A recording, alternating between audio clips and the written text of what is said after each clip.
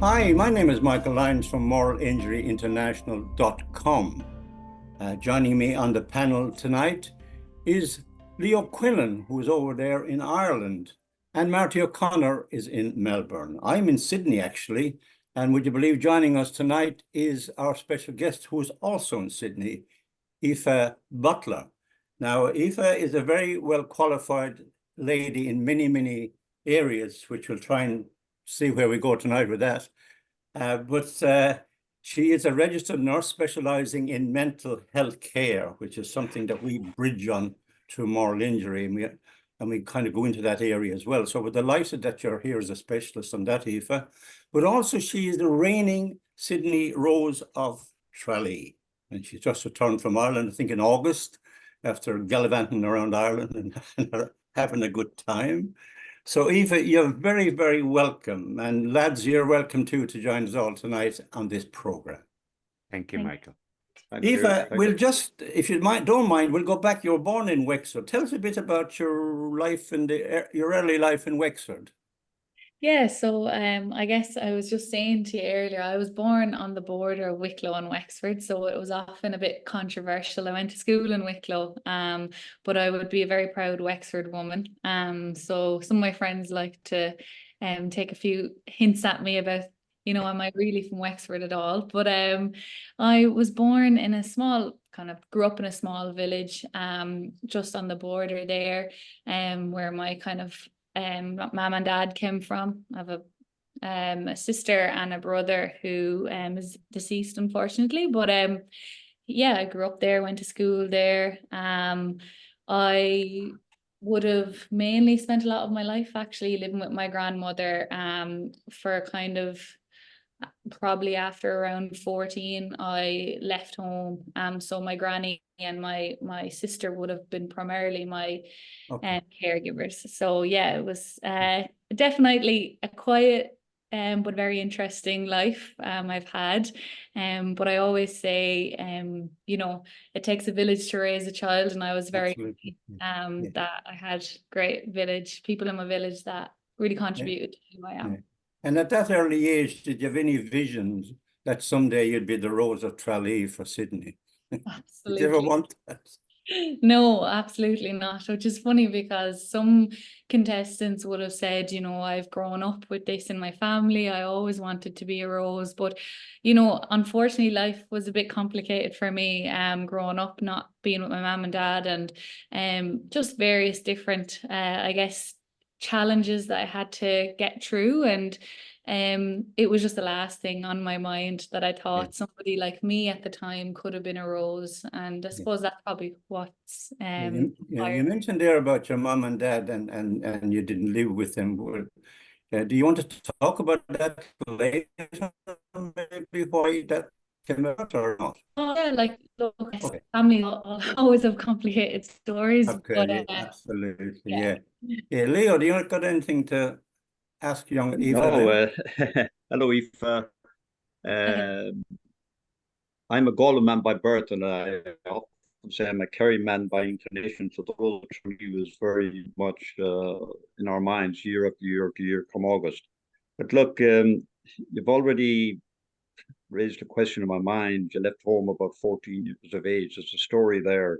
And obviously you're on to talk about moral injuries. So I suppose if we could hear the story that links into moral injury and tell us what you'd like to tell us, and then afterwards maybe tell us how moral injury is affecting you, if it's affecting you. I'm not trying to put words in your mouth. So I'll leave it with you. Okay, we'll certainly come back to that. Marty, you're sitting back there. You're not smoking, by the way. I'm smoking my pen, Michael. Thanks very much. Yeah. Got anything to ask? No, I think what you asked life growing up.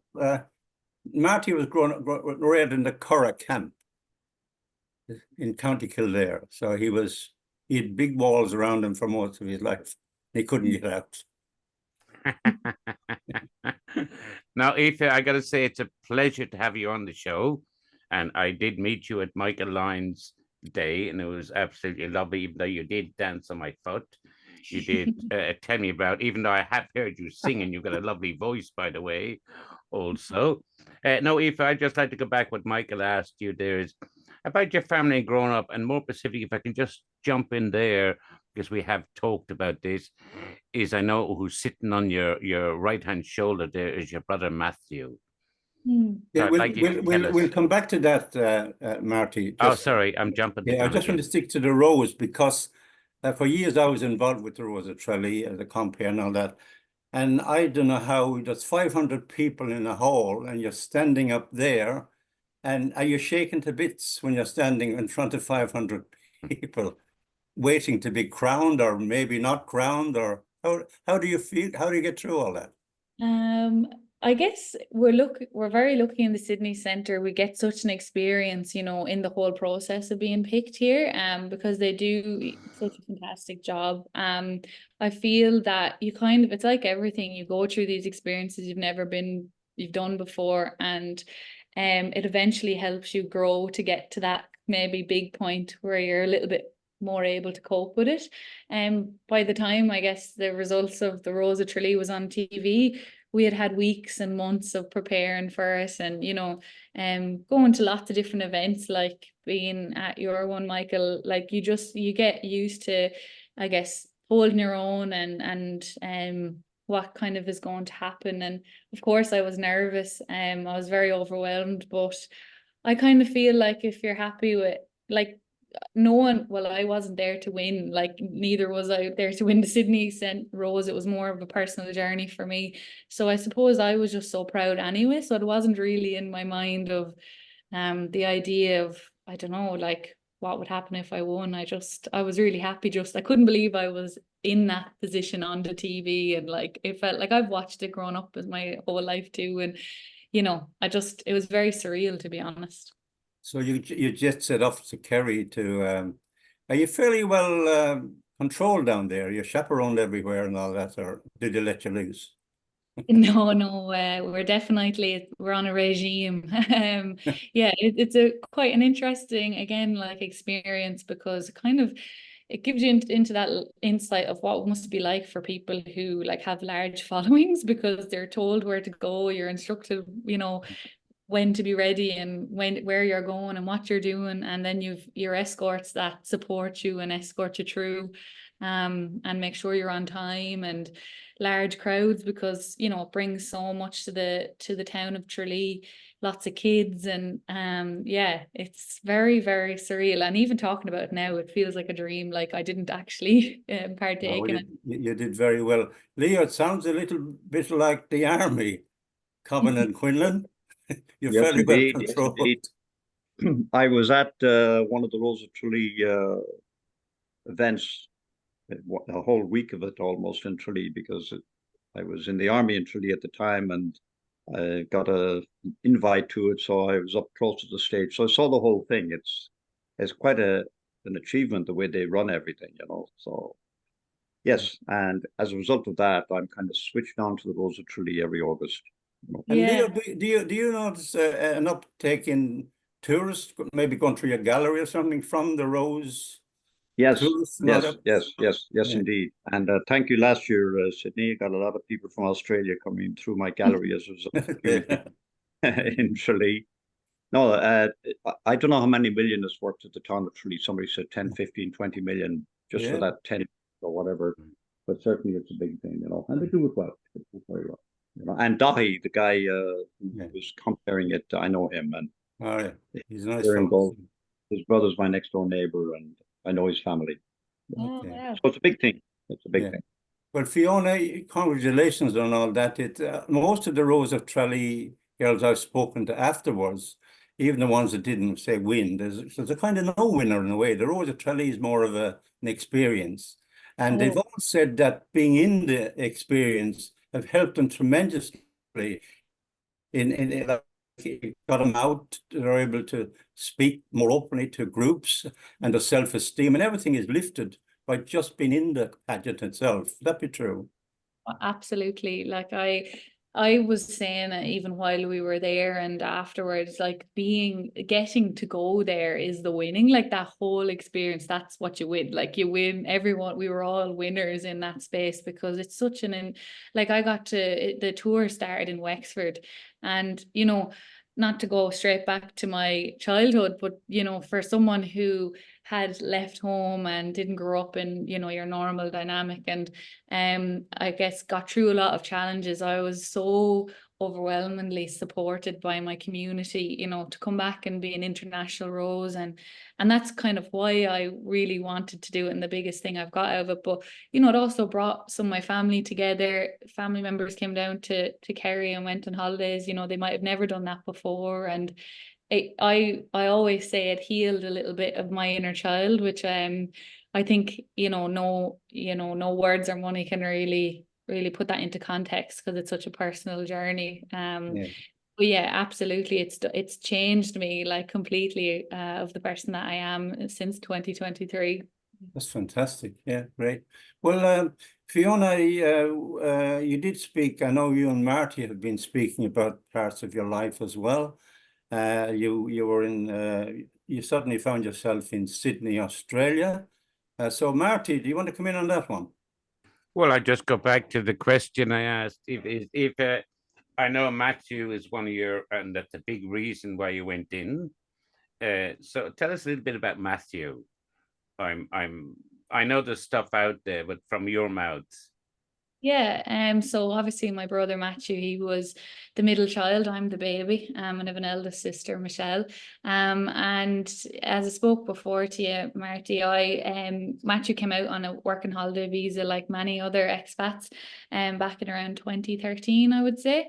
Very typical of young Irish men, didn't really finish school and get into the college scene, so he was very much into trades and working on a farm and, you know, machinery and stuff like that. So he came out to Australia back then, was only coming for a year. I cried with the idea of him leaving. And yeah, he absolutely loved it. I actually wrote a poem that I read at his funeral, and in it I said, you know, he left a boy and became a man. And I really, you know, always say that about Matthew. And he was in Australia, in Sydney here, for 3.5 years, where, you know, unfortunately he didn't get to come home in the time, because he tragically passed away here. And, you know, that was such a big reason to why I came out to Australia kind of since then. But just in terms of, I guess, who Matthew was, like he was into the GAA. He, you know, was a young lad who probably didn't know how to use a washing machine, but, you know, came out on his own and learned it all. Like us, many of us, when we go traveling, we have to become more independent, and just grew really into himself, and was very well supported by the Central Coast GAA. And yeah, just loved his life. And really, I felt, you know, watching from afar and on social media and talking to him, he was starting to grow into himself. He was just short of a month of 26 when he passed away. And obviously that, yeah, came as very tragic news to us and the family back home. And had you any intention of coming to Australia before Matthews? You had. Yeah, so I guess like I was always on to him, and it's funny now I get to see it from his perspective, and I always reflect on that. I used to couldn't understand why he wouldn't come home, you know, sure, why can't you come home? Will you come home for my 21st? Will you come home for this? You know, I miss you. And I suppose it was just so expensive. And I kind of think as well, a part of it for him, money assume, and I suppose is, you know, it wasn't easy for him to leave, but I would think it would be hard for him to come back and then have to go, you know, go back home and then have to go back maybe. And I think he was maybe not as keen.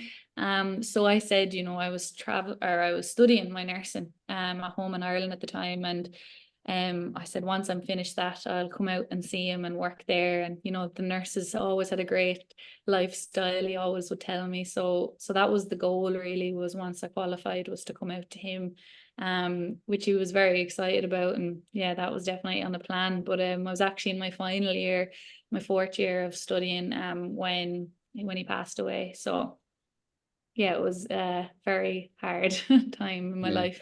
Yeah. Leo, Marty, then?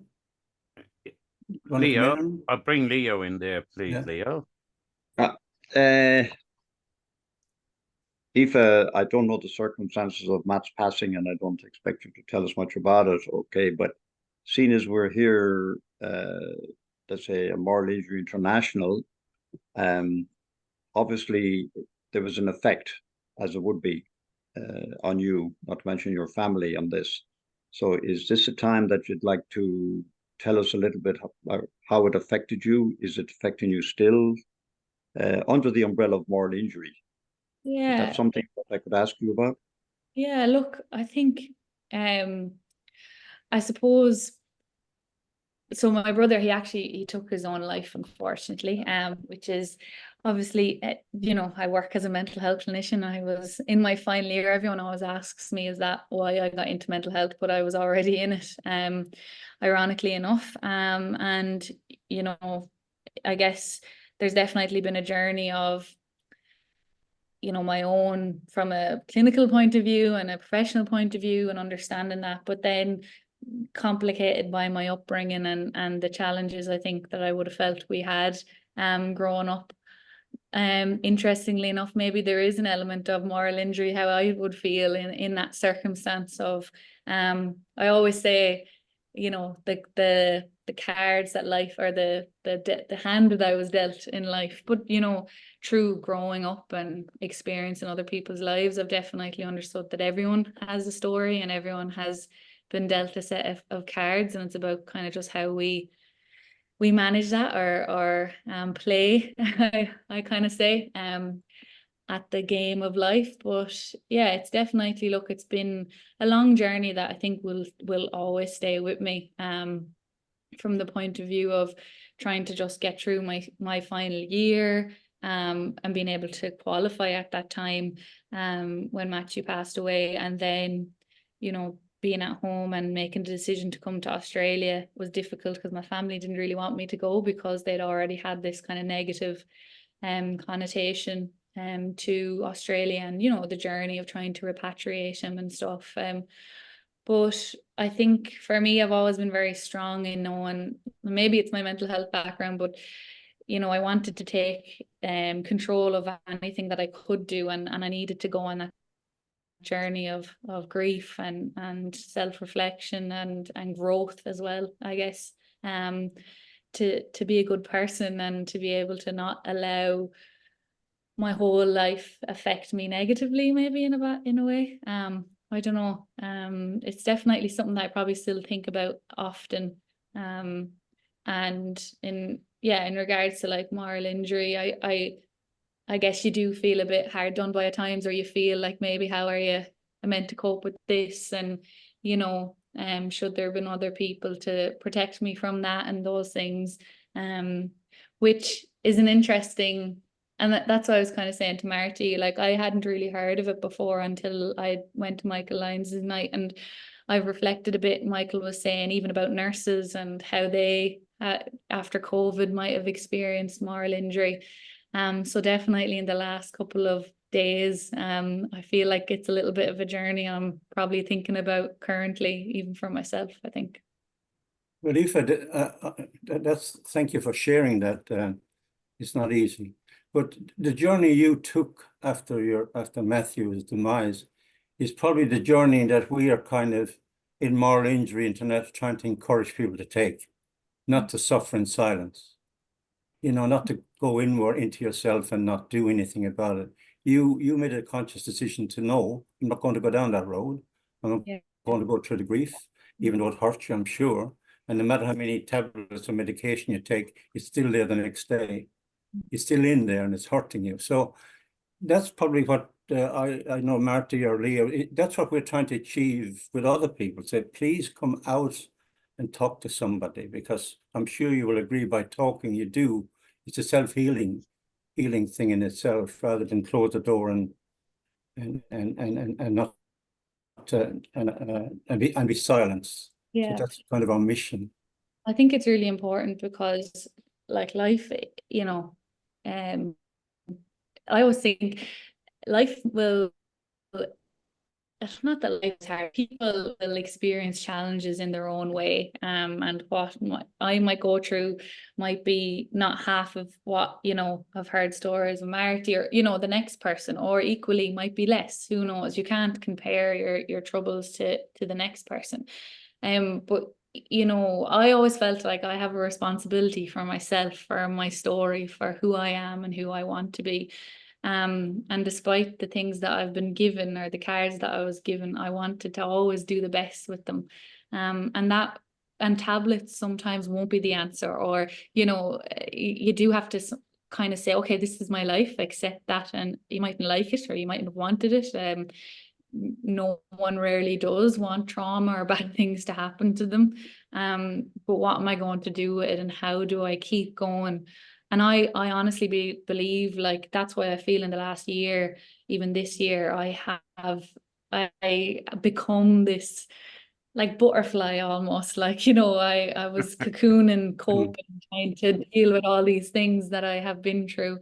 And through the Rose of Tralee or whatever it is, you know, I also qualified my master's, and, you know, there was a time when I didn't know if I could go to college because I couldn't afford to, and no one was going to pay for me to go, and I failed my leaving cert. And like now I'm able to financially put myself through a master's in Australia, do the Rose of Tralee, you know, represent my country and my brother, and all those things. And in a way, the journey through life has got me here, because I haven't went in and given up, and, you know, I faced it, I think I'd like to say. Marty, do you want to come in on that? Yeah, I was just going to say, Aoife, what was your inspiration? You did speak about your grandmother and that day. What your inspiration? I know you can sing, you can't dance. I danced with you, you broke my foot.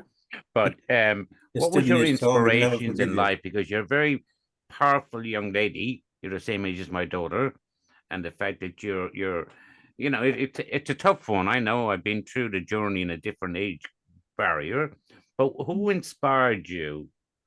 What was your biggest out of your family? You don't need to pick on anyone that you don't need to, but what gives you the strength or the way you do it as a young girl?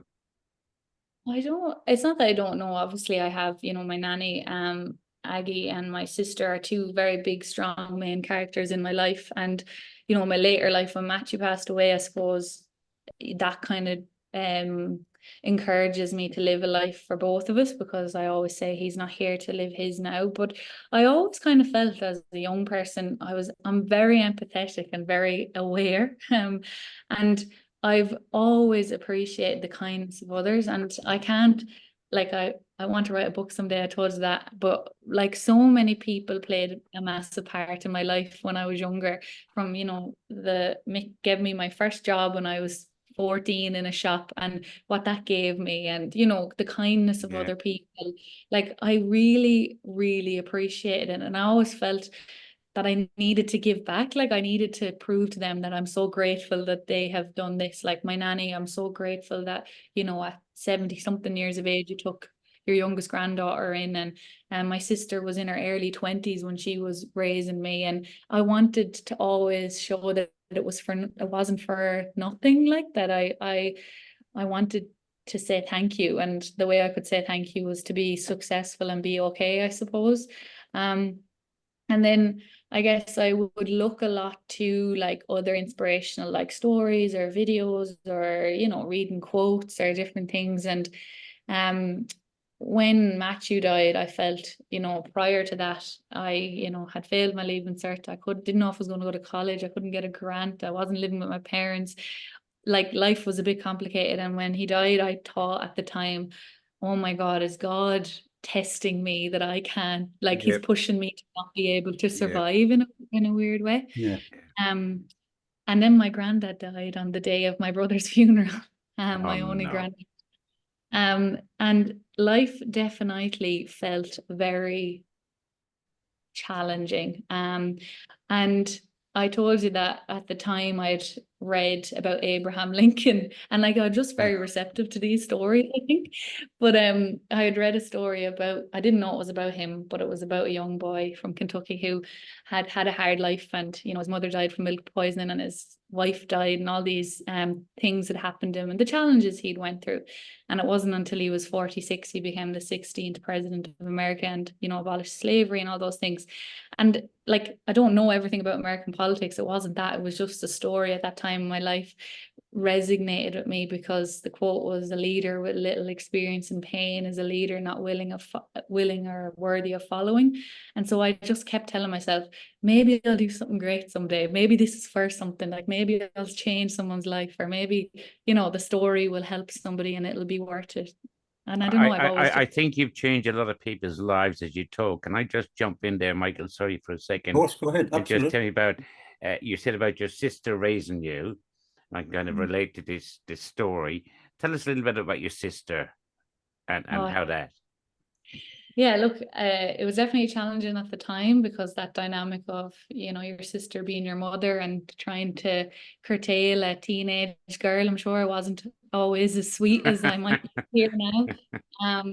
But Michelle has always been the stoic, strong person in our family, and you know, she always taught me that I could, you know, not have whatever I want, but to strive for whatever I wanted despite our challenges. And she's very successful and married, and you know, has always made me feel like at Christmases when we couldn't afford presents, she would make some way work. And I think she very much sheltered me as the youngest, and probably more even than I know. I always say I probably block out some things when I was younger that I can't remember that she probably does. But yeah, I was very grateful. I am very grateful. She's definitely a role model of mine, and I look up to her massively, and she's just the strong person that's just always kept going, and you know, telling me how proud she is of me and giving me the love that I need, I suppose, as a young person growing up. Leo, do you want to come in on that? Yeah, it's very interesting, Aoife, the way you're talking, because you said a few words there. You said support, who may have supported you, might not have supported you, and so on. I'd like if you could expand a bit on that. The reason I'm saying this is that moral injury to us, because we're coming originally from a military point of view, is when the guys suffered a particular trauma, they found that there was no support for them afterwards. And as a result of that, they began to suffer moral injury. Can you relate to this in some way? Because you mentioned the support. I know you're a very strong person. I lived with a very strong person, my dad, and he suffered from moral injury, but was able to manage it by being a bit silent, etc. But you are a very strong person. You're well able to manage life, I think. And you've got a kind of a self-healing process from listening to you. I think you've developed a self-healing process. Is that something to support self-healing that you might like to expand a bit more on? Lack of support, I should say.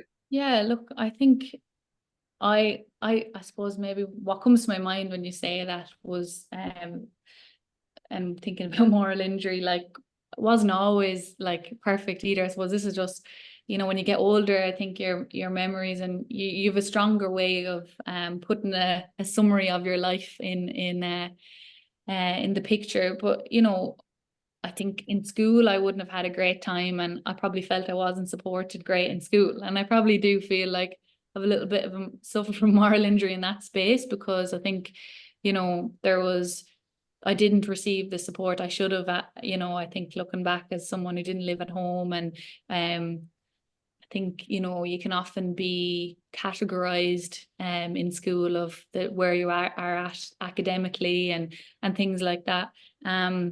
And so there's definitely spaces where I felt I could have been supported better based on, you know, my situation. And but then equally, I don't know if I want to say the word is lucky, but you know, when I did get to uni or college, I had great support, and my lecturers and my, you know, small class were the reasons how I got through maybe my final year of college.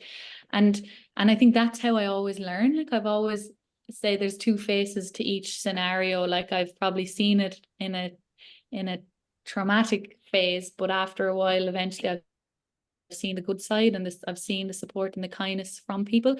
And for some reason, I'm very receptive to that, whether it's my personality or what. But I'm very much like, it's nicer to believe that there's human kindness and that, you know, things will work out than, I guess, believing that it won't. But I do think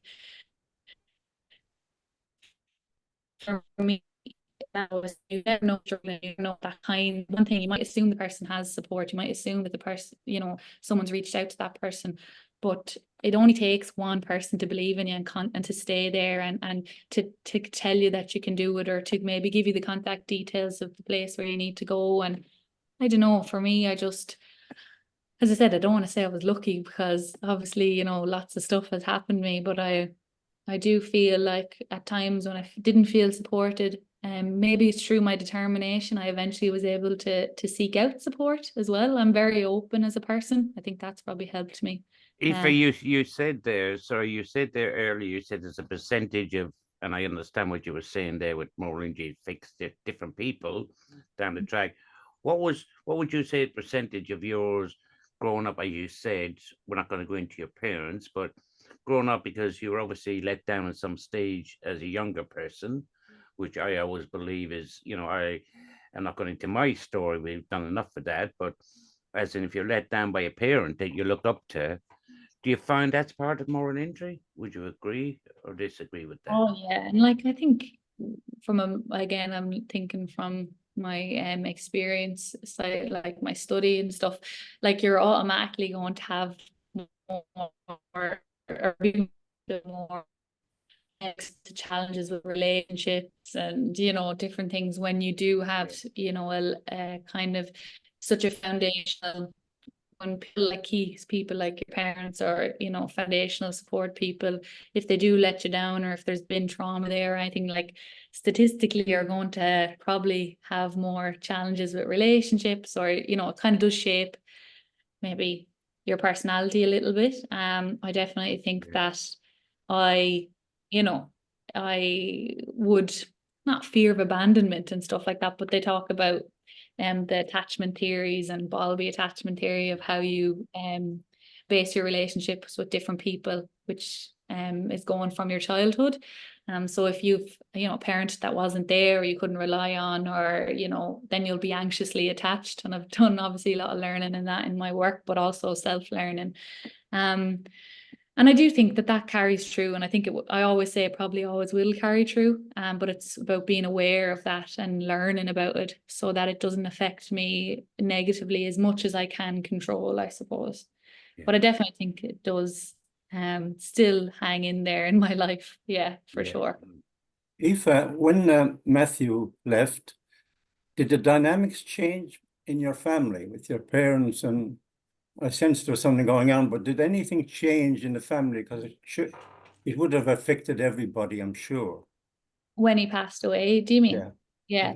Yeah. Look, absolutely. I was in America actually at the time, and I was in San Diego doing a J1. And I had to fly home there. I found out over there on my own and had to fly home on my own, which was obviously very challenging. I was only 21, I think. Yeah, I was 21 at the time. And I do think from there it brought lots of my family's members together that maybe the relationships weren't so close with. And I think in particular my dad, I have a much better relationship with my dad now. And, you know, he was in Tralee and was a part of the Rose of Tralee, which is really big. And so, you know, I guess healing for me as well, to have that relationship now. I think when you get older as well, you grow to accept situations or not, if it's whatever is, you know, your decision. But I guess you're more empowered to have that decision when you're older. And I definitely think, you know, losing Matthew healed some relationships, some not. But I think, you know, that speaks for itself sometimes too. But I think it brought, you know, the right people together. And yeah, it doesn't, I think when you lose somebody, and I'm sure you all know yourselves, like it doesn't just end there. It'll be a constant part of your life, like, and you're constantly growing, going through it, you know, different stages. Whether you get married or if you have children, or when I moved to Australia, like grief will be there and trying to figure that out. There's many complexities to a family dynamic, but yeah, You said there when you lose someone, and I'm in no way comparing losing someone in the sense of they pass away to somebody with a moral injury. In a way, we have lost them. They've gone silent. They're out of this world. They don't want to come back in. They feel ashamed. They feel the regret. They feel that they've done something bad, you know, because of whatever happened. in their life, something that violated their own sense of what I'm about, what my soul is about, what my inner self is about. We do, in a way, lose them until such time as someone, as it's fantastic that you got to get someone to try and get them to come out. And that's not easy, but that's what I think we here, we're trying to do. We have so many stories of people with issues. I say, then what can we do about it? How can we get these people out like you? What you've been through is unbelievable. But now you're so strong, and you're an advocate for the mental health. You do all these things. You're an educator. Do you think there is some analogy there, Leo?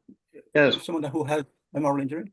Yes. A couple of things come, and I've said it already, Aoife, you're a very strong person, and you're a survivor. Now, I know a lot of people in the military sense who have suffered from moral injury and didn't quite realize what they were suffering from, probably until we started talking to them about this about 3-4 years ago. And some are strong like you, and they can manage it. It hits them every now and again, but they're able to manage. They function very well in their families. They go silent at times. Others were not able to manage it. And unfortunately, 5 of them ended up like your brother Matthew. Others ended up in very, very bad ways with relationships, lack of relationships, alcohol problems, 2 in mental homes for a short period of time, etc., etc. So what you're describing, I suppose, is a moral injury person who is a survivor. And that's to your credit. And because you're very intelligent, your inner strength that developed as a result of everything you've been through. So you're probably, from our point of view, you're a perfect example of about how somebody can survive and recover from moral injury, which is great. And that's what's coming out of this interview, our chat with you. Because as we've said before, what we're about is raising the awareness of moral injury. Not here to tell you how you heal yourself. We're not experts. But now I think with you, we've got an expert. We've got an example that when this podcast goes out, other people say, look at this young lady. Now I know what I can do. So thank you for that. Sometimes PTSD, as you know, is different to moral injury. Moral injury is not medical, or it's not mental. It's that inner part of you that's injured, that's some way damaged by what you've seen or what you've experienced or what you've done bad. You've done something bad. How do people clog up, and I suppose our only we don't have any expertise because we're not trained in any way, but from my experience in working in St. Vincent's, where I'm now as a lay chaplain, we would just learn to listen. That's all. Was my only tool. Listen to the person and see where the story is going, and from that, when I reflect back now, a lot of them had a moral injury, but I didn't recognize it then. We'd refer them to the psychologist or the counselor or something. But when I think back now, I had many people who I know now they had done something wrong, and it was cutting them, it was inside, and they were looking for a way someone to heal it. And you can take all the tablets and medicine you like, but the next day they were still it still affected them. So I'm sure in your journey in mental health, do you now ever feel that you have been involved with someone with maybe a moral injury as opposed to a mental issue? I suppose it's kind of hard for me to say because I work primarily in the emergency department. So I feel that people are so acutely, in the crisis. And I think, at that stage, it's very hard to determine what's going on for the person. It could be multifaceted. There's so much going on, Yeah. And I think, I don't know if you'd agree, but like some people might be suffering a moral injury, but it might be complicated by a trauma background, or I don't know, so it mightn't be as straightforward. And sometimes, and I think that for me, I always say about mental health or mental well-being, whatever way you want to describe it, us as humans, like it's not straightforward life. Like we're not the medical field. It's not you broke your arm, you go in, you get an x-ray, you put a cast on it, and now you'll be better. Like we're very complex human beings, and moral injuries is another part of that, which, as you said, you are all raising awareness to it, because it isn't spoke about. Like I hadn't heard about it until, and I'm the mental health professional. And yeah, I think there's an underlying element for lots of people who are going through that emergency, or that if they're struggling with their mental health. I'd like to think, maybe not research it because I'm not a researcher, but have a look into it more, or maybe have a think about it more from my professional experiences, what's really going on. Because if it's not in the forefront of your mind, people don't think about it. But now it would be interesting to see really what is going on. And sometimes people just want an understanding, like, oh, this, as you kind of Leo was saying, this is what may be happening for me. So many people responded to that because they weren't aware, or they weren't aware of what that is. So definitely it'll be interesting to think about, I think, in the future, or and I think maybe in a less acute environment, you'd be able to have that conversation to really identify what's going on with the person. Working in emergency, you don't have time to, you don't have much time to spend on anything. You're going like a we're kind of responding to the fire a little bit more, so it can be. Leo, in your latest podcast, which was brilliant, you also spoke about the cultural part of us as a person, like different cultures, and you particularly made reference to the Irish, where we're all mainly Catholic, and our faith, well, maybe not as strong as it used to be, but it used to be in the period of Leo was talking about back maybe 60 years ago. It was very much part of our growing up, and if we did something wrong or bad, something that transgressed or violated our being, I suppose the fact that we were religious kind of put attitude. Would you say that, Leo? Am I trying to say that so cultures could vary how we see things? Yeah. Yes. Yes. Aoife, what Michael was referring to is the religious thing that, well, okay. What we're talking about is that it's a military thing where the Irish did something in a battle. They killed a lot of people. This went against their religious upbringing, their family environment, and it affected them inside. And this comes to the point I wanted to make. Moral injury really sets in from what we understand. Moral injury sets in when, as a second whammy of a double whammy. The first wham is somebody dying tragically, you doing something very bad, being involved in something, but then being betrayed or not supported, not getting the support from family, not getting support from the bosses, from the people that you at a higher level. And then you say, and Michael touched on it, you feel ashamed. You think, oh, I've done something wrong, when you haven't. And that's where moral injury sets in. I just thought I'd mention this because you said you're going to kind of do a bit more thinking about moral injury and so on.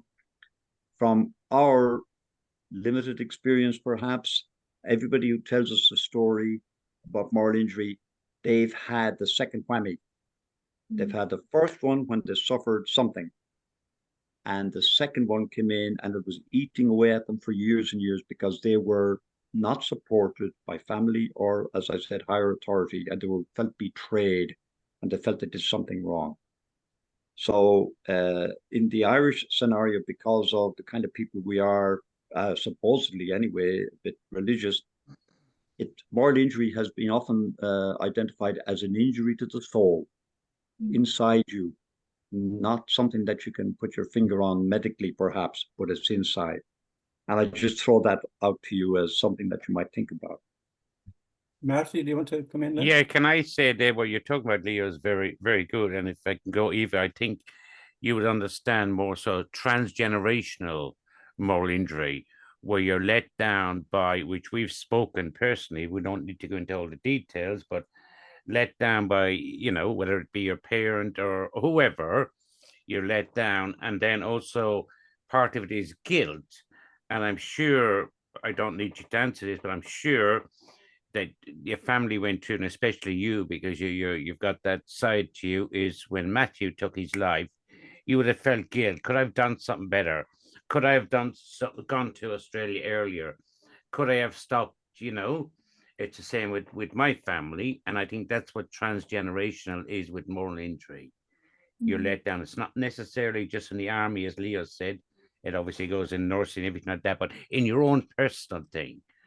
You know, what Well, would you say about we that? did a lot of actually away from the army. The moral injury occurs when a person perpetrates, witnesses, or fails to prevent an act of behavior that violates their own sense of morality. And that's, you do something bad, and So the soul is damaged, and the only way I can feel we've come to a conclusion is in the community. There's a lot of help within the community, as opposed to going to maybe a counselor or a psychiatrist. The experts say the community themselves are probably better at healing. So if you can get a group of like-minded people who are prepared to be open and talk about it, that in itself has a better chance of healing them than maybe sitting for an hour with a psychiatrist or a counselor or something. Now, their effects that are borne out. So again, we encourage people to form a group if you can, and not dive into it, but over a period of time develop it, let it develop, and people will start to talk. And if you can listen to someone without judging them, without criticizing them, and just listen to them, that in itself has a healing power. As you always said, Michael, let's not don't suffer in silence. Silent, yeah. Leo. Just suffer in silence. Yeah. But Leo, go ahead there, please. Yeah, sorry. Well, you said something very important there, Michael, and for Aoife's information. I've discovered only in the last year or two that the veterans that we're talking about, sorry, Aoife, that we're talking about military people again, because it happens everywhere. But the people that suffered most, I think, are the people who lived away from the community. We had, let's say, veterans they came back from the army, they dispersed, but some of them all lived in the same town, and they would meet almost on a weekly basis. A little bit like now you have the men's sheds in Ireland where all the retired men meet, and it's a great thing. But in the moral injury situation, they were meeting, they were talking, and they didn't necessarily talk about the problem within them, but the fact that they were meeting with like-minded people all the time was a healing process. But I do know that the people who were on their own, who had left that area and had retired, and they were living in, I won't mention the names of the places in Ireland because they know who I'm talking about, they suffered worse, in my opinion, from what I'm hearing, because they didn't have a community kind of like-minded people to chat with on a regular basis. Yeah, and we had a lot of stories from nurses, and we've interviewed people, the police in, I think it was Dallas, some policemen there, and we also interviewed firemen, and the one commonality between the two was they say they were betrayed by the higher authority. They were leaving the police force, and it was, oh, he's just burned out and he's leaving and he wants to spend more time with his family. But the truth, when they did a scale from 1 to 5, the number 1 was that they were betrayed while they were in there, some way by their higher authority. They didn't get promoted, or maybe they're entitled to a medal that they didn't get. They were put on duties just to penalize them. All that type of stuff went on. So it's not just the army or Ross, anyone on the front line who's confronted with who's got to dive in and do something to help other people. I think Probably, yeah. like I'm just thinking like it's really interesting what you're saying, because like the community or group setting, or like, you know, we know that like years ago, years and years and years ago, we survived in a pack, like as people, like you know, and I wonder through moral injury or trauma, like, you know, that sense of community, that sense of familiarity, that sense that that person gets it or understands it, that more healing because you are surrounded by like-minded people. So like, does it go back to that? That's how we were made, like really is the understanding of similarity, may it be in people just surviving and hunting, or maybe people who are suffering or going through a moral injury or going through like those groups that has their science there to show AA, like people will respond better when they feel heard by people who understand what they're saying or going through. So just interesting. Yeah. And in your profession is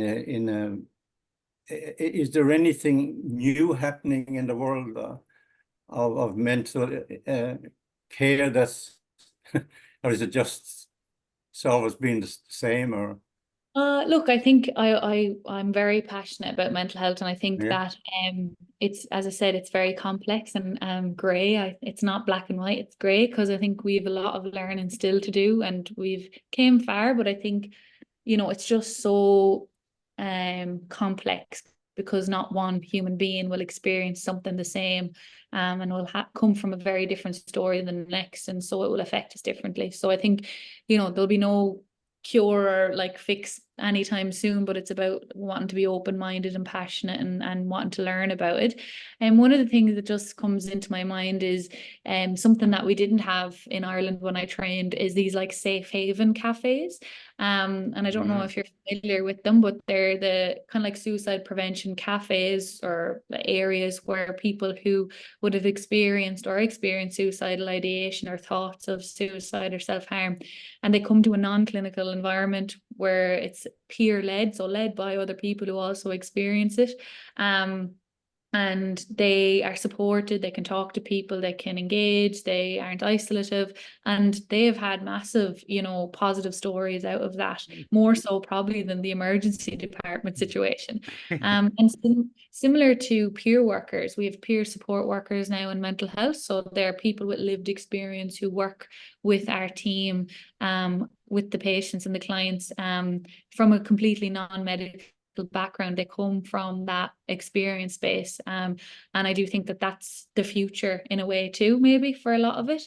And I think for me personally, you know, you all have said you're not an expert in the space. Just because you don't have a degree, in my opinion, doesn't mean you're any less an expert than you know, the person who does, because it's my life experience that makes me a good clinician, I think, because I can be empathetic and understanding to the person who's in distress. And for you all who are doing this and trying to support people, it will mean more to them that they can talk to someone who listens and is non-judgmental and maybe might have some kind of background, I think, than somebody who's just got a degree on the wall to tell you what's wrong. So have you got any ways and means of encouraging people to come out of their darkness and into the light? I feel like role modeling, like we learn really well by role. Yes, you can be we spoke about this the other night. You can be a role model, and we use the word a champion for the younger people talking about it. Yeah. I always, and I would journal a lot, and I've journals from, you know, when I wasn't in a positive space, and I always used to say, you know, maybe this is my story, maybe God is testing me, maybe, you know, whatever. I was probably self-deprecating at the time, but for whatever it was, if it is and it just saves one person, if I'm meant to do this for somebody, then it will make my story worth living. Like, I had that idea, and I just think that's why the Rose of Tralee was such a fantastic thing for me, because it's put me into, you know, contact with people like ye, like, and, you know, just meeting different people, like, just talking, being that person and saying, like, as Leo said, I'm very honored that, you know, I look back at my younger self and to know that I can be the light to show someone that you can survive and, you know, that you can make a difference and be the survivor. I think that will make my story much easier to bear. We're kind of coming to the end of our time. Eva, can I ask you a question? Is there at any times on your journey that you relapse or you fall off the horse, that things get tough and you've got to get back on again? And Oh yeah, like life is, I'm also a woman, so I have lots of emotions.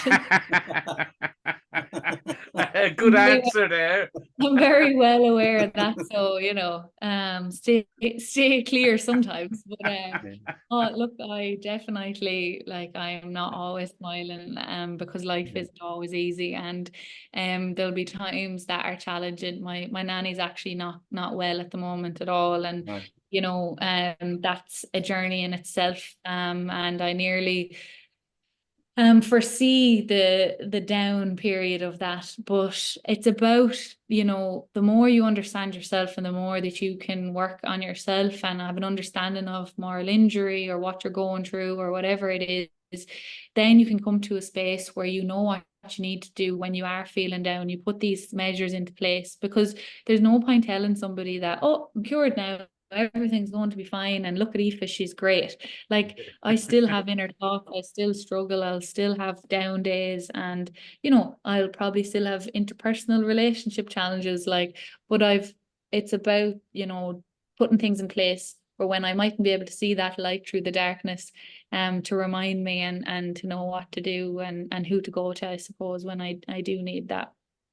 Well, if moral injury or post-traumatic stress, what you're talking about, it's the same thing if you do get into a bad place. It's just to work yourself back into it again. And I'm sure people with moral injury do often relapse as well. It's just the way life is. But listen, you've been a wonderful person to talk to. Your advocacy for mental health is absolutely amazing. And from now on, I'm sure in your speaks, you'll be talking about moral injury as well, as part of the package of people not being well. Absolutely. Yeah. So I'd like to just thank you sincerely for being with us this evening. So Leo, I'll leave a word to you, and then Marty. Yeah, Aoife, it's been a pleasure to listen to you and to meet you in this fashion, and thank you very, very much for everything you've told us. Just leave you with some thoughts. About 2 years ago, I met somebody from the National Health Service in England, a theatre nurse, and chatting about Marlene. She'd never heard of it, but penny dropped immediately. Ah, that's us. That is us. We've been neglected by the higher authorities. In the National Health Service in Ireland, some people I know said the same thing. So it's right, it's everywhere. So in the field that you're in, you can be sure that moral injury exists, and you, as Marty says, become a champion for it. And you're a very strong person. You are a survivor. I've met people like you many times, so the future is pretty good for you, and I wish you the very best. Thank you very much. Well, Eva, all I can say, it's been a pleasure to meet you. You're the same age as my daughter. You're an inspiration for young people. You carry Matthew on your shoulder. You're an amazing girl. You can't dance, but I know you can sing, so that's okay. But all I can say to you is keep up what you're doing, and thank you so much for coming on. Thank you very much. And I've already grabbed the torch from the three of you, so I hope that I'll be able to carry it in some way too. Thank you. Thank you. Amazing. Thank you so much. Our special guest, Aoife Butler, and that ends our program for today. Thank you. Thank you, and thank to our listeners in Moral Injury and all over the world and here in Australia, and go to our website, Moral Injury International.